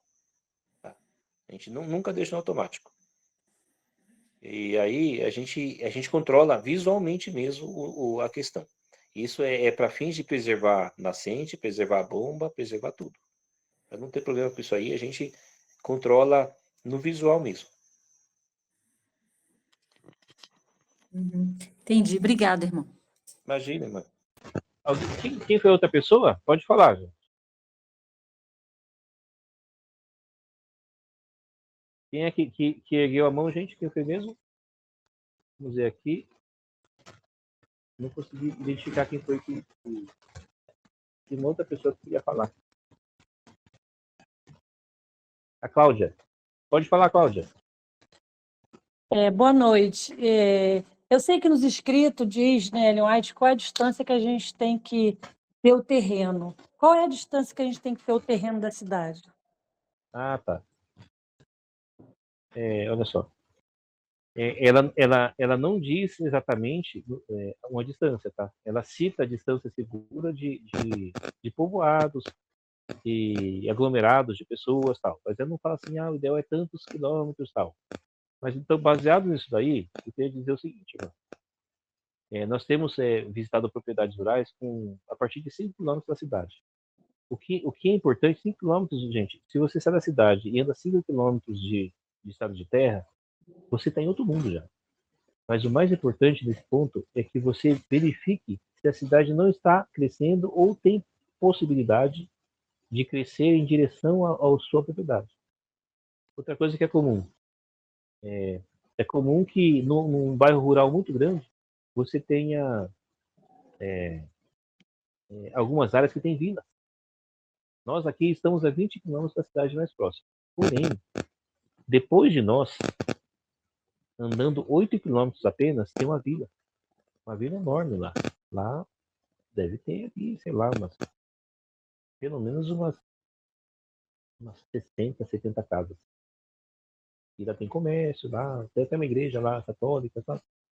E aí não é aconselhável morar ali próximo da vila, porque aquela vila vai crescer. E a gente certificou, logicamente, anteriormente, que ela não tem como crescer para cá nos próximos 20 anos, mais ou menos. Se tivesse uma probabilidade de fazer aqui para cá e chegar uns 2 anos, a gente poderia comprar aqui. Então, na questão da distância, se não tem possibilidade de uma vila, de um interior da cidade crescer, 5 quilômetros é suficiente. Mas isso não é comum, tá, irmão? Tá? Se você puder ficar mais tempo, mais longe é melhor. Porque, como disse, as pessoas gostam, as pessoas que não têm o pensamento gostam de estar mais afastado, mais seguro, mais no refúgio, elas gostam de estar no campo, porém gostam de ter uma situação cidade. Mas isso é fácil, quando você está precisando, você já viu que você já foi para o interior. Veja como são as casas ali dentro. Fecha o microfone, Cláudia, a gente não está ouvindo ele.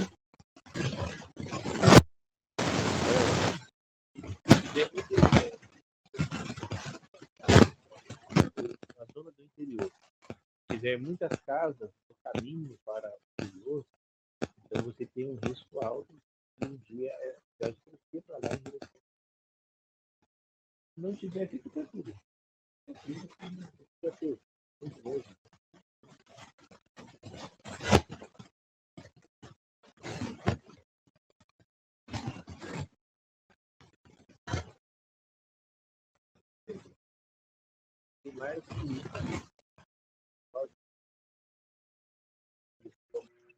Não sei se é sua internet ou fone, irmão, mas não está dando para ouvir, está chiando muito. Estão ouvindo agora? Muito mal, chiando ainda. Eu não mudei nada aqui. Sabe? Meu microfone tá aqui. Melhorou. Ah, é? Que bom. Deixa eu ver, parece que alguém... Tem algumas mensagens aqui, deixa eu ver se eu consigo responder as mensagens que Qual a colocaram no localidade grupo. do irmão? O irmão mora em que cidade? Desculpa perguntar. A gente mora no município de Cachoeira de Minas, que fica mais ou menos 2 horas e pouco de São Paulo. Ah, tá. É Mantiqueira? Nós não estamos na imediação, nós somos próximos à Serra da Mantiqueira. Não estamos então muito, é bom. muito próximos. Então é Porque a bom, Serra da já de Mantiqueira, água. A Serra da Mantiqueira mesmo, ela está mais próxima da Dutra, e o acesso que nós temos aqui é a Fernão Dias. Mas aqui é uma Ah, tá. região muito rica em água. Eu digo para vocês, aqui, toda essa região que nós estamos, qualquer lugar que você cavar, você acha água, gente. Muito rica. Tem uma pergunta aqui, ó, da Glória. Obrigada, Você, irmão. de nada, irmã. Ó, Glória disse assim: você falou sobre deixar as portas fechadas para evitar que aranhas e cobras entrem. Quanto às janelas da casa, você recomenda deixar abertas para circular ar? Sim, sim. A gente deixa aberto direto, inclusive à noite. Mas para isso, tenha a tela. E não é difícil, mano. A tela aqui a gente mesmo fez, tá? Não é difícil fazer. A gente compra material de construção, umas telas, e aí a gente usa umas ripas e instala elas. Fazem muita diferença. Que nos primeiros 4, 5 meses que estávamos aqui, não tínhamos tela, e a gente tinha que deixar só uma flechinha aberta para respirar, e ficava quente dentro de casa. Então a casa está sempre fresquinha aqui, porque tá aberto. Todas as janelas estão abertas. Uma pergunta aqui das...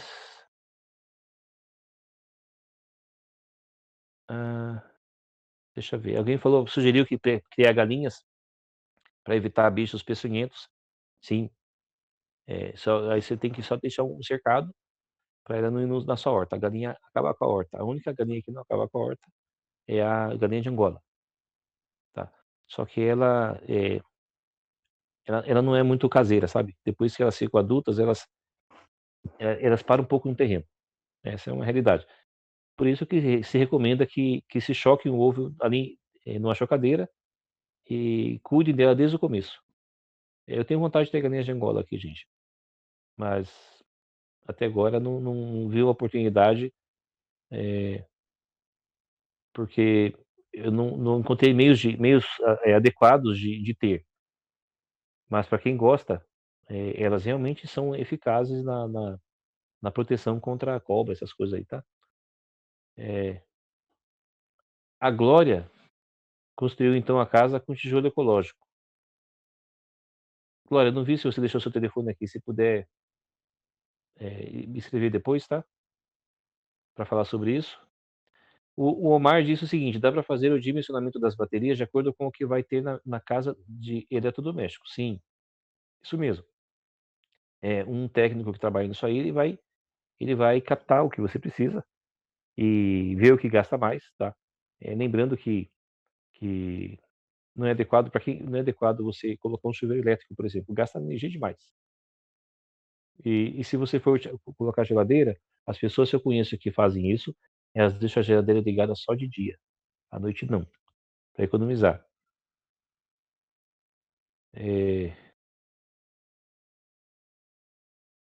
Ok. Quantos metros o pomar da casa? A Célia pergunta.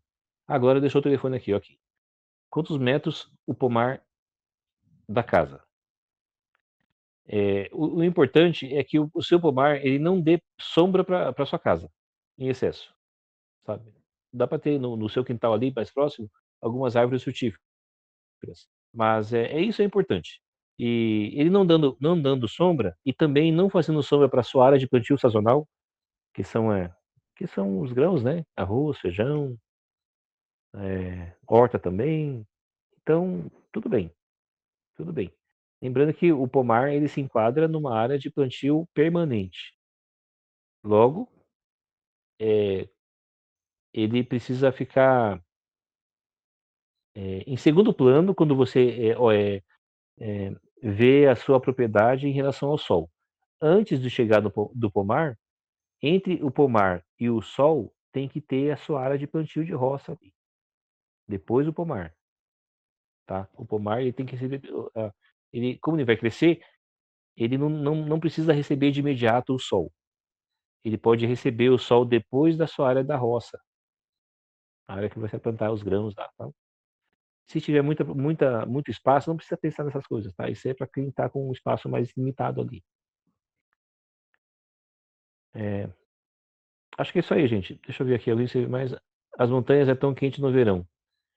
Nas montanhas, Adeilton disse, né? Olha só, que interessante, Adeilton. Quando a gente mora nas montanhas, aqui na região que a gente está, nós temos em média 3 graus abaixo da cidade. Tá? Estamos mais altos que a cidade, temos em média 3 graus abaixo. Isso por quê? Porque nós estamos abaixo de 1.000 metros. Quando você ultrapassa a cota dos 1.000 metros, aí os raios solares acabam impactando. Você está num lugar mais alto, porque quanto mais alto, mais frio. Só que quanto mais alto, maior a incidência do sol também. Então, o que a gente, assim, eu não gosto de recomendar muito isso aí, porque tem gente que não. Existem exceções. E algumas pessoas não gostam disso que eu vou dizer agora. Gente, se você for poder escolher, é legal morar nas montanhas? É. Mas se você puder escolher, escolha a cota entre 800 a 1.200 metros. Tá? Se puder, escolha isso aí. Porque quanto mais alto, menos variedade de frutas e alimentos diversos você vai conseguir produzir. Quanto mais alto. E se é uma região fria, no inverno você vai sofrer mais. Tá? Eu frequento sítios na casa, na cota dos 1.200 a 1.500 metros de altitude, e no frio lá é frio pra caramba. Então, aqui a gente pega um friozinho bom que junta geada na terra. Imagina nesses locais, é mais frio ainda. Mas para quem gosta de frio e não faz questão de produzir alguns alimentos específicos, né, que não gostam de frio, tudo bem. Bom, acho que é isso aí, gente. Espero que, que vocês tenham aproveitado. E desculpa qualquer coisa aí, novamente avançamos no horário, mas, enfim, o importante é que está ajudando o pessoal aí, né? Então, mais para frente aqui, a gente vai avançar nos detalhes aí. Se eu não me engano, a próxima palestra vai ser sobre gerar renda no campo. São dicas que a gente acabou aprendendo aqui e também aprendemos com outras pessoas. O que você pode fazer na região para conseguir gerar alguma renda ali. E até sábado que vem, se Deus quiser.